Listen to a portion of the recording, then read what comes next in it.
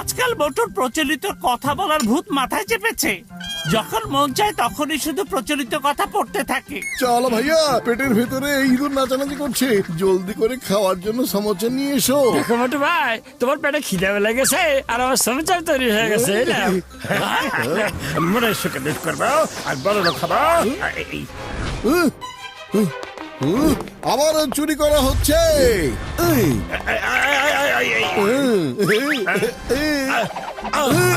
তুমি আমাকে মারছো কেন? আমি তোমার কি এমন ক্ষতি করেছি মোটে? এই জন, চলো তোমাকে আমি জেলে নিয়ে যাব। যে যেমন তার সাথে তেমন হয়েছে। চিংগাম সারের ওয়ালে দেখো আমার দখলে।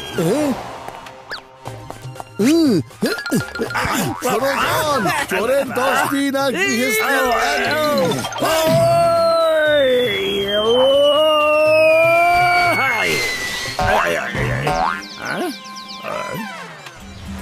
বাবা বাবা, তোর মন বিকশিত করো।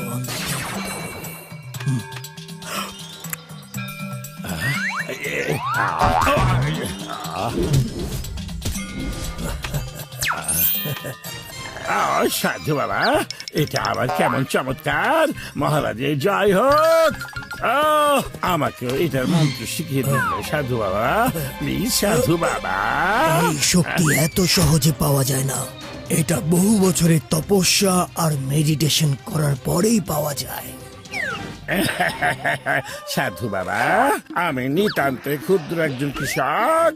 মোটু পাতলু নামে দুজন গুন্ডা আমাকে প্রচন্ড বিরক্ত করে যাচ্ছে। আর ওই মোটু তো আমাকে পেলেই শুধু মারতে থাকে। আমাকে আপনার সান্নিধ্য নিয়ে নিন না সাধু বাবা।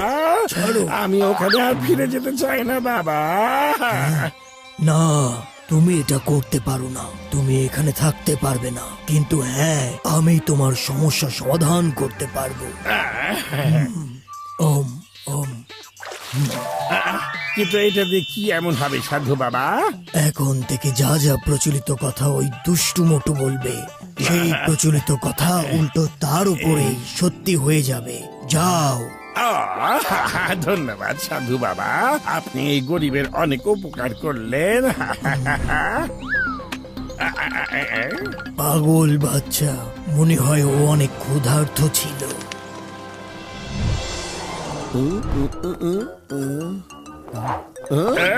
চলে এসো মোটু, আজকে তোমার সাথে একটা ফাইট হয়ে যায়।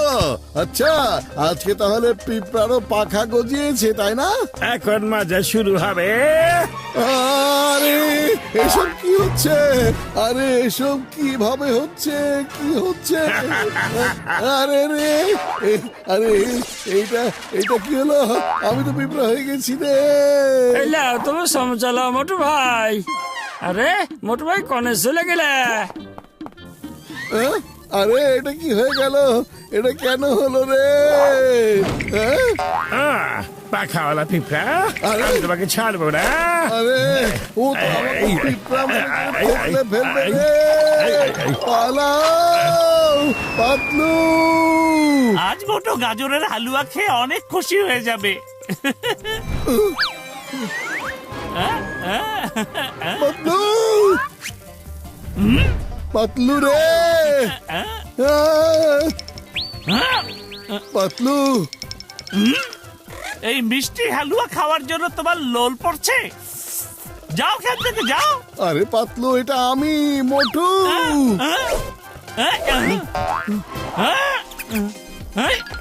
আরে যাও যাও যাও এখান থেকে। মোটুর হালুয়া তুমি খেতে চাও, আমি তোমাকে খেতে দেবো না।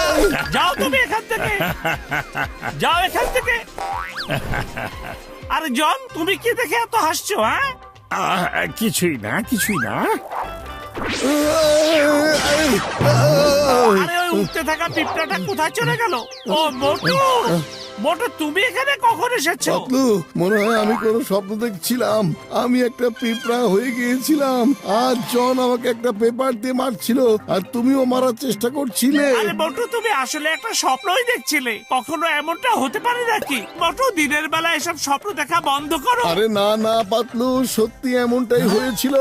আমি একটা প্রচলিত কথা বলেছিলাম, এরপর আমি একটা পিঁপড়া হয়ে গেলাম, আমার পাখা গজিয়ে গেল। তোমাকে আমার কথা বিশ্বাস করতেই হবে পাতলু, আমি এটা প্রমাণ করেই ছাড়বো।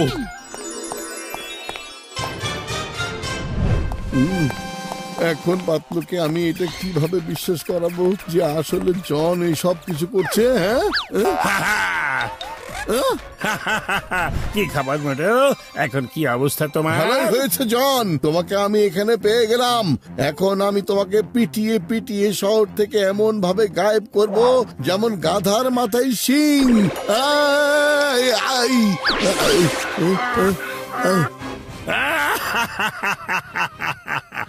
মোটুকে দেখো, সিংহলা ড্যাঙ্কি, সিংহলা ড্যাঙ্কি।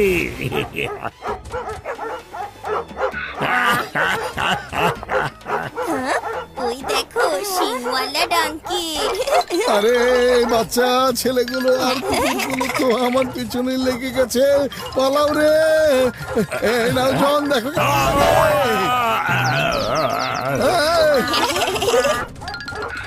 পাতলু। হ্যাঁ?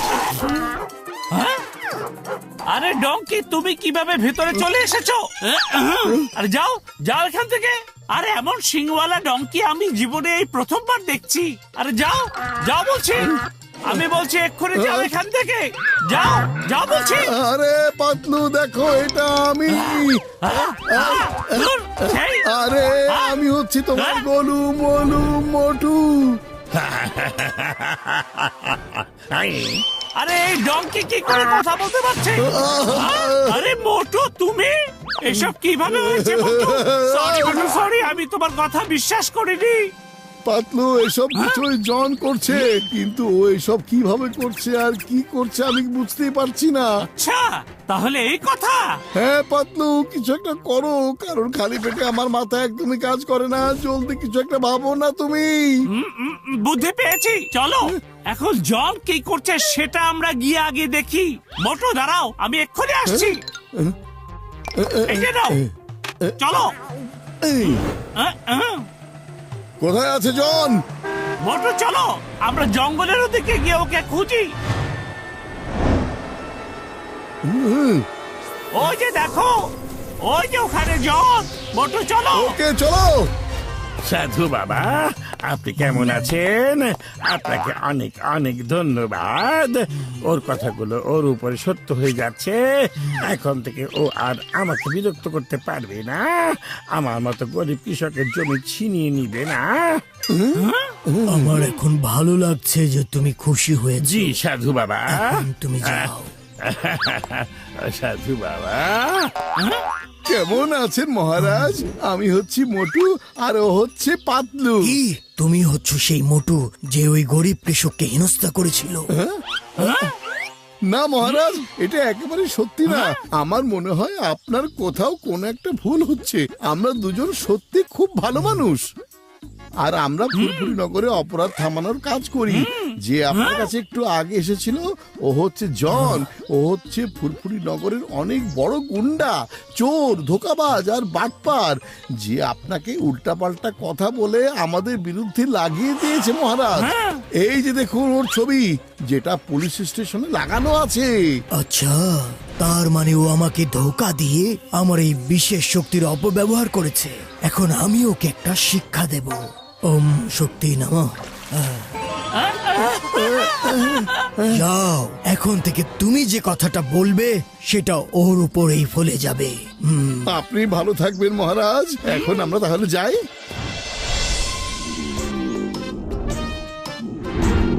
জন! মোটু আজকে এখানে কি মনে করে? জন, তুমি কেন আমার পেছনে লেগে আছো?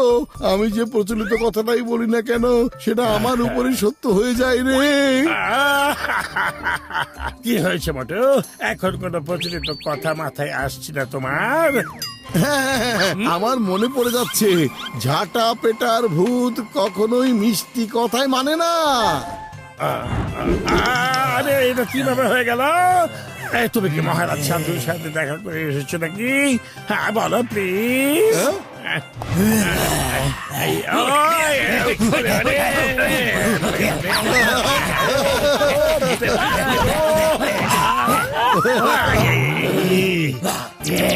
মোটু, তোমার কি আর কোনো প্রচলিত কথা মনে পড়ছে না?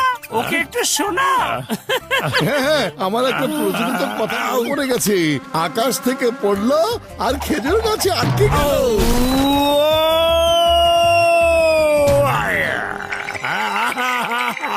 আমাকে বাঁচাও, বাঁচাও রে।